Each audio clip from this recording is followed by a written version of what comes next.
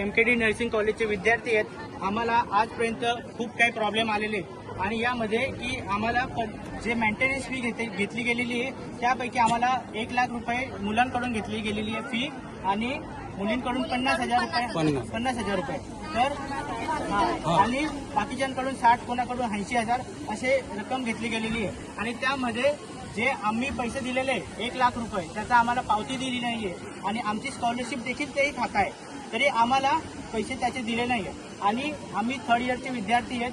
आम्हाला रिसर्च हा सब्जेक्ट आहे पण त्यांना आम्हाला रिसर्च करू दिलं नाहीये आणि त्यांनी हा रेडीमेड पुस्तक घेतलंय. याची किंमत आहे 13,000 आणि हा आम्ही स्वतः केलेला आहे तो 850 रुपयाला. एक बुक मिळून 5 जणांचं 5 जण मिळून 13,000 केलेलं आहे आणि हे 800 रुपये 5 जण मिळून केलेले. मग आम्ही एवढी जर पैसे भरत असतील 1 लाख रुपये किंवा 50,000 रुपये मुली भरताय आणि 1 लाख रुपये बॉईज भरताय तर मग याची पावती का देत नाही ते लोक? आदिवासी मुलांकडून हे असे जर पैसे खातील तर मग आम्ही शांत बसणार नाही. आणि आम्ही तिघं बोलतो तर आम्हाला सांगतात तुम्हाला इंटरनल मार्क मध्ये बघून घेणार आम्हाला टार्गेट केलं जातं. मला खास करून प्रिया चंद्रसिंग चौरे मला टार्गेट केलं गेलं आहे. मला बाहेरून माहिती पडलेलं आहे आणि मी जर 3rd इयर मध्ये फेल झाली तर मी स्वतः कॉलेज जबाबदार राहील. सेकंड इयरला आमच्याकडे ऍप्लिकेशन लिहिलं होतं फेल झालं तुम्ही जबाबदार राहणार.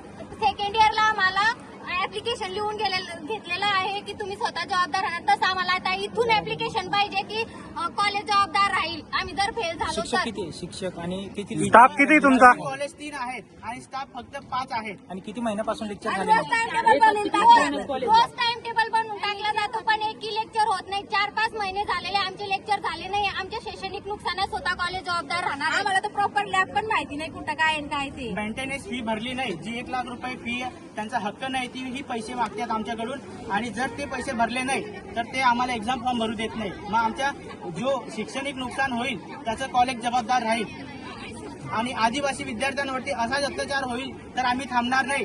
आहेत ना सर्वे?